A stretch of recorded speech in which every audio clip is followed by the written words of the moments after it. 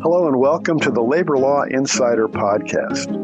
I'm your host, Attorney Tom Godar, and I work with Husch Blackwell and have been involved in labor law for, more than 4 decades. I'll tell you what, there has been a wild ride over the past 3.5 years of the Biden administration. He fulfilled his promise to be the most union-friendly president ever. And as a result, between General Counsel Abruzzo and the National Labor Relations Board, there's been a sea change in the way that labor law has been interpreted and applied. So we will have guests to discuss what's new, what's challenging, and what might be the ways in which our friends, our clients, and others advising companies might do to accommodate these changes in the labor law world. It's a wild ride, so buckle up and come and join us on the Labor Law Insider Podcast. It's wonderful to have you back on the Labor Law Insider Podcast. We're about to share part 2 of our incredible discussion with Rebecca Dorsum. She is a assistant regional director at Region 15 for the last part of her career. And in that role, she was given a task, along with others from around the country, to help supervise the hundreds of Starbucks elections, among the other work that she did in Region 15. Out of that emerged a discovery that, in her estimation, the manual wasn't being followed. That is, the gold standard of elections, which historically had been in-person elections, had given way to a lot of mail ballot elections, and within that context, things that shouldn't be taking place were taking place in these various Starbucks elections. We're going to continue our discussion with Rebecca and Megan, as she shares as well. We're going to continue to learn more about what this whistleblower phase of her activity meant and what we might see changing because of her step forward in this very uncomfortable situation. Thanks again, Rebecca. You've expressed a few times and eloquently that you, and frankly our expectations as labor practitioners, is that people with the NLRB are pro-employee. Yet there's this sinking feeling as you talk, and sometimes a feeling when we've worked through regional activities, that there might be a union bias. I know that the folks on our side would say that. I suspect some union lawyers would say the other, right? So I'm not saying we're right about it, but we've had that sinking suspicion. When you emerged as a whistleblower, what was the tenor of that? What was the blowback, and what was your assessment of how the rest of your colleagues were looking at that kind of announcement to ultimately a congressional committee? There were a few of them who called me up to express support. Some of the older assistant regional directors who had been around, who were also taught, what does the manual say? And who were also not implicated by that report. But I'd have to say, by and large, it was either treated as the elephant in the room, and just there was very, very uncomfortable conversation with colleagues around the country, as if they were afraid to talk in front of me, as if they thought I might turn them in, or either outright disdain, or there was a lot of displeasure above me. That includes DC. While nothing specifically happened to me, it's definitely a cold shoulder. But in the end, I'm glad I did it because it's worth it. It's not what the NLRB stands for. It's actually, the NLRB and I have a philosophical difference at this point. It seems to me that while it's not written down, but through the initiatives and through advice memos and through unofficial direction, it is definitely pro-union. I happen to know that unions who didn't like some things in stipulated election agreements, or who would meet with the GC, and actually I had it happen to me in one of my hearings that I held not too long before I left. The union had requested to participate by Zoom. I allowed it. I forced the employer to come in person because it was in town, and they actually preferred to come in person, so it wasn't too much of forcing. And so I had employer counsel sitting in the courtroom with me. I had union counsel on Zoom, but I had to turn the computer funny so that they could see the witness, and they really couldn't see me because you can't get the entire courtroom in on a Zoom call. And I was chatting with the employer's counsel while our court reporter, who had a broken foot, was on a walker, had gone for a break. And it took her a little longer to walk on the walker. And I was chatting with employer counsel about upcoming Mardi Gras, which was in a couple of weeks. Everybody was talking about king cake. And finally, The employer's attorney exploded on there and said, "Can't we get back to the hearing?" And I said, "I've allowed you to participate by Zoom, but if you were here, you could see she has a broken foot. She's on a walker, and we cannot start until the court reporter gets back." I know that he could not participate in the chatter with us. And then he turned me in for being biased to the general counsel. It was with the American Federation of Teachers, not even a union I had been involved with, but he turned me in for being biased. And then he called the general counsel because he said it was at a school.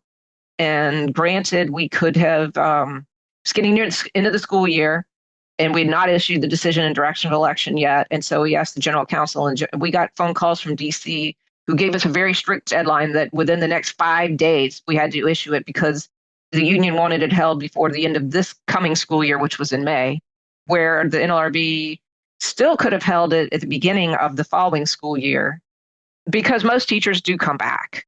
I mean, not all of them, but most do. We could have set a hiring date in this school year so that if, we could have done several things, but I do know the general counsel entertained that. It must have been very awkward going back to the, sort of uncomfortable situation post shedding light on all that was happening. And it certainly was probably uncomfortable for some of your, colleagues in other regions to have their name, appear on that report. But I want to, for the sake of our listeners, it's very interesting to me how all of this was set off by like you mentioned, it was a sort of national elections going on at Starbucks. But this particular election happened in Kansas City. And it was a very tiny election that was only 20 employees. And there were only 7 employees that voted in that unit, which is also, I think, kind of interesting to always make that point that like these elections are decided by who votes. And only 7 people showed up to vote out of 20, and 6 voted in favor of the union, 1 voted against. And I kind of think that's a, interesting point to make. But why in March of 2022 is where we are in time when all of this is happening? Why was it a mail ballot election for, obviously baristas are working not remotely. It was only 20 people. Why have a mail ballot then? The regional director felt it was the appropriate way to have it. Regional directors have a lot of discretion to decide extraordinary circumstances beyond just, say, the scattering of employees geographically over work schedules, or if there's a strike, lockout, or picket, or anything like that would prevent the NLRB from coming in to be able to hold an election, even over multiple times, to be able to get everybody. At the beginning of end of more than one shift or the beginning of end of more than one day, which we've done before. We do split sessions all the time. As you know, Megan and Tom, you've done your fair share of those. And it was the region's preference to do a mail ballot. I have to follow the regional director's wishes. I was just only help. Well, it's a tough position to be in when the regional directors made that decision, even if you feel comfortable that a different decision could have been made. And it's much more uncomfortable when you find out that even that isn't being followed. How long did you stay with the board after you had discovered that first Starbucks election that you just talked about, or compelled to provide additional information? How many more months did you stay with the board before you made a pivot to your new opportunity? I stayed a while, hoping to see some reform, hoping to see some changes, hoping to see less mail ballots, hoping that there would be, I don't want to say repercussions because I don't want anybody to get into trouble, but I wanted to see reforms and ways to ensure the manual is followed and that everything is consistent across regions. I didn't leave until July of 2024 after not seeing anything. I was, like I said, I was supported by some colleagues, but there was a definite cold shoulder from up above in DC. And I saw no reform, no change, and knew that this philosophical difference was not sustainable. I couldn't stay. You talk about, hoping for change and hoping for reform, and post all of the misconduct coming to light and that very detailed report that was published and is now online for any of our listeners that want to read it. This is all very, obviously very public information. The Inspector General ultimately did an audit, which is kind of interesting because I know you mentioned you called them originally and they said, well, this is not really my area. But ultimately, they did perform an audit and issued a report of that audit that I believe was signed in May of 2024, just before you left, a couple of months before you left.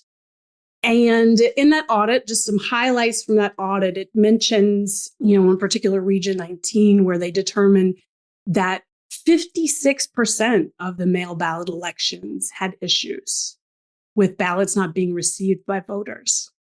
There were just a few regions that sort of highlighted, like most of the mail ballot elections, there were problems with them.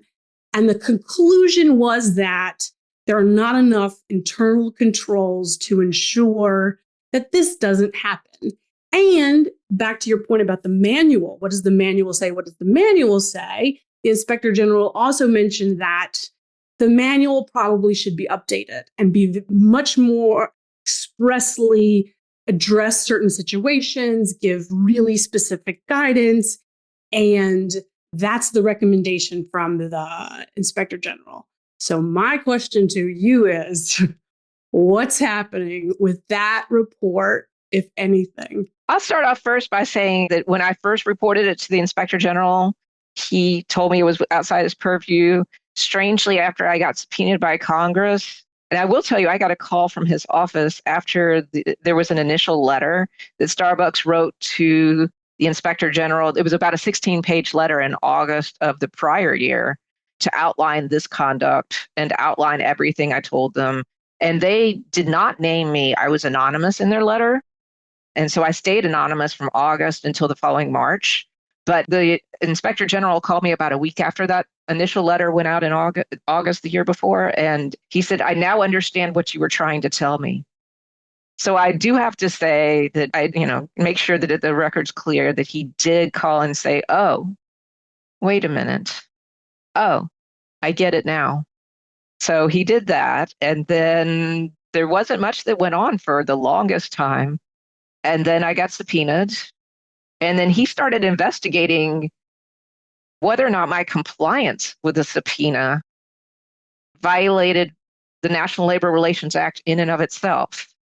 The House Oversight Committee did have to kind of grab him up and have a meeting with him and tell him, I'm sorry, we created your office and we can investigate you. It is not the other way around, or for you to investigate Congress and whether we were overreaching or asking her to provide documents. And so it took him a while to even start the report. And then once he started it, it took, as you imagine, quite a while to finish it. And when I left, there was nothing that had been done. Or if there was, I couldn't see it. If anything had been started, the manual had been rewritten. I'd served a 90-day detail when they changed the rules on December 26, 2023. And we rewrote part of the manual for those rule changes. So I do know that they solicit field personnel when you're rewriting the manual to serve details. And when I'd left, nobody had started it. Nobody had suggested it. There was no memo that came out with specific controls or guidelines. There was still nothing that happened. And that still bothered me. Rebecca, we're the first opportunity you've spoken out publicly about this. Otherwise, it's been through congressional subpoena and so forth. And we can't tell you how grateful we are to have that opportunity to talk about this with you. And I'm sure our listeners are really ecstatic that you're able to speak so plainly. Tell us where your pivot is to, what you're doing now, and what you expect to see from the board over the next period of time. I pivoted to go to IRI Consultants. It's a management side consulting firm. I chose them because they're very cutting edge. They help employers implement comprehensive labor relations strategies. They've got 4 different areas that I've been involved in so far: labor relations, people, organization and change, communications, and digital solutions, which includes like websites, groups with employees to look about using AI in the workplace. We help do training with managers and supervisors only. We do not speak to hourly bargaining employees. We are not persuaders. We actually do the training for even a lot of non-unionized clients to address issues upstream before they become problems downstream. We work hand in hand with a lot of labor law firms. Y'all can provide attorney-client privilege. We can provide some solutions and training guidance. And obviously, if you get the petition, we can provide a lot of assistance in helping develop whatever strategy you need to train your trainers, to train the management team and supervisors how not to break the law and how to work with y'all to have you read any and all communication pieces we might have written to ensure that everybody stays on message. And I really like this side because, again, it's about education. The classes I've taught so far are employers are pro-employee, and most of them don't want to break the law. And so we help give resources and tools, and it's a great way to use my NLRB background. And it was a fairly easy segue into that. And I had already made a fair number of contacts, and I've enjoyed working with, and now we're working with the attorneys side by side to help both unionized and non-unionized clients and clients who are currently going through the unionization process. It was a bromide when I started my labor practice many decades ago that an employer who found an election loss probably deserved a union. In other words, a good employer should be able to have their relationship in such a way that employees would find it unnecessary to have a union speak for them. But things are changing. We've never been in a more union-friendly climate, according to the various polls we're seeing. We're seeing more elections and so forth. We've talked about that extensively on our podcast. We've seen changes in the laws. Megan's helped us when she's been a guest before talk about some of these changes in case law about remedies, which is crazy. And I'm sorry, I think it's crazy. Others might disagree that it's way overdue, but that's my position. But now that you're with IRI, and I suppose you're a little bit in the prognostication business, what will we likely see over the next period of time? And we're now in an election season with a presidential candidate who really had not been much vetted on labor issues on the Democratic side. What are you seeing and what are you thinking and what are your colleagues telling you? We're seeing, strangely, even though it's an election year and there's a myth that petitions go down during election years because the unions are out there campaigning, we're seeing the exact opposite. Just so far through June 30th, I'm sure y'all have talked about it extensively, there have been over 1,520 petitions filed, and unions are not withdrawing them. They've only withdrawn 300 petitions, and the unions have got a 78% win rate. This is across all industries. Healthcare is one of the biggest ones. Transportation is one of the biggest ones. And service employees, probably thanks to Starbucks, but it's a younger generation of employees. Like you said, you started this podcast. They respond to social media. They respond to AI. And it's just not the same as it was. Like to go back to your point that it used to be a bad employer deserved a union, but now any employer might end up with a union. Harris, without much labor backing or much of a track record, is gaining on Trump. And we're concerned that she may actually win, and it would make Jennifer Bruzzo look like a Trump era GC. I'll just put it out there that anybody she would put in as GC would be more progressive. It's not a secret Jennifer Bruzzo's term ends either if Trump is elected on election day, because I'm sure that payback is coming for Peter Robb's firing on Biden's inauguration day, not election day. I'm sure the payback is coming. So it'll either end in January with a Trump win, or it will end in July. And Abruzzo has not been a Harris person. Harris has her own people. I'm not sure who they are yet, but Harris has her own people, and she likely will not be put in for another term. But in order to preserve the board staying Democratic, even if Trump wins, she has done a package deal nomination of our current chairman, Lauren McFerrin, whose term ends December of 2024. And along with a labor law attorney, Josh Deidelberg, they're doing it to fill the one Republican seat that's vacant on the board. And she's trying to get that through. And if that goes through, then it will stay a Democratic board, even if Trump is elected, until Member Prouty's term ends in August of 2026. So this craziness is not going away anytime soon. And given that fact, right, that we know, and given your insider experience at the board and what you know about what happens with elections, and given the spike in petitions, how are you now, as a consultant, advisor to employers, advising them on what they can do to ensure that elections are fair, that the region is meeting the gold standard that we all hoped was the goal. We were having employers, non-unionized employers who could have a petition in the future or who have gone through a reorganization, do bargaining unit analysis so that they will be prepared. We will make recommendations as to who is a statutory supervisor and who isn't, so we can work with lovely attorneys such as yourself and Tom in case it needs to go to hearing. They will know what legitimate reasons there are to raise. You'll be a step ahead. Also, there's training to be done with managers and supervisors, and you need to know for frontline supervisors. And then we would advise at this point, and I'm sure that as attorneys, y'all might also agree, you can litigate male versus manual if you think the regional director is taking their authority too far. And there is nothing wrong with employer counsel litigating male versus manual to show it does not meet any of the factors that are commonly used to determine whether or not a mail ballot is appropriate. If you can't come to an agreement on a mixed manual, if there is a problem with shifts or locations, try for a mixed manual. And if you cannot even get anywhere with that, I would highly suggest take it to a hearing. There's nothing wrong with it.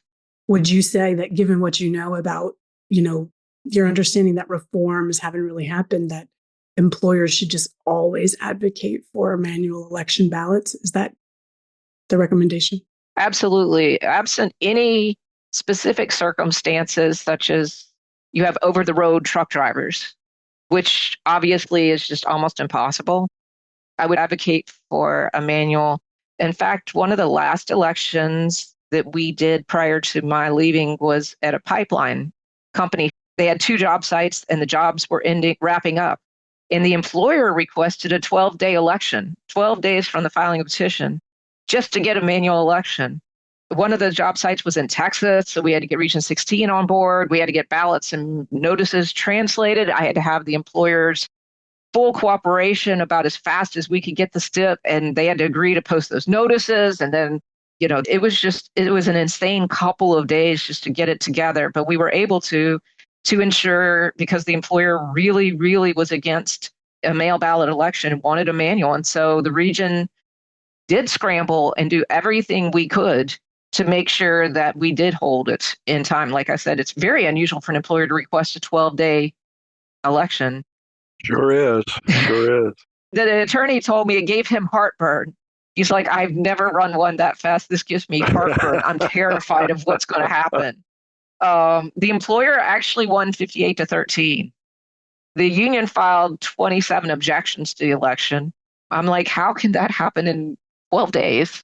Which I don't know what happened when I left. They were pending. I'm not really sure how 27 elections can occur in 12 days, but it can be done. And I guess so, if you have a superstar like you, Rebecca, running point. I don't know. That actually should be the attitude of all board employees. We can and we will. If there's any way to adhere to the gold standard, you should, no matter what it means. We talked even before we started the recording that we could have this conversation all day. It's clear we could. And we would love to hear your insights on where you think the board is going to go ultimately with some of the issues related to the various ways in which remedies are now being described. They're scary, including a forced union without an election or a positive vote in an election. But that might have to wait for another time. Could we call upon you again sometime in the future, Rebecca? Absolutely. I'd love to come back. But like we said, you're the ultimate insider, and we know that you can give us, lots of really good insight into things like the new blocking charge rule. We do have some background on blocking charges. Background on that, on the blocking charge rules. And the Smex case, that's, how wild that world is. And yeah. The board's issued their first order in that, and that's not going to be the last. They're about to come fast and furious. It's, I would be honored to be back to continue. And I appreciate y'all letting me tell my story. As I said, I've had little one-on-one conversations, but I've never told it in this detail, nor have I told it publicly. We're honored. Well, we are really pleased that you were able to share your story. We're really pleased that the Labor Law Insider was your vehicle. And I think it was just great, Megan, for you and Rebecca to be able to share, both of you as being insiders, having worked on both sides of the fence now, just for a month for you, Rebecca, but for some years for you, Megan, to say, how does this work when you're looking at it over the fence rather than inside the yard? So thank you so much, each of you, for your participation in the Labor Law Insider. And thank you, listeners, for joining us on this really fascinating, a little bit scary tour of what goes inside the machine. Thank y'all. Thank you. Look forward to talking to y'all in the future.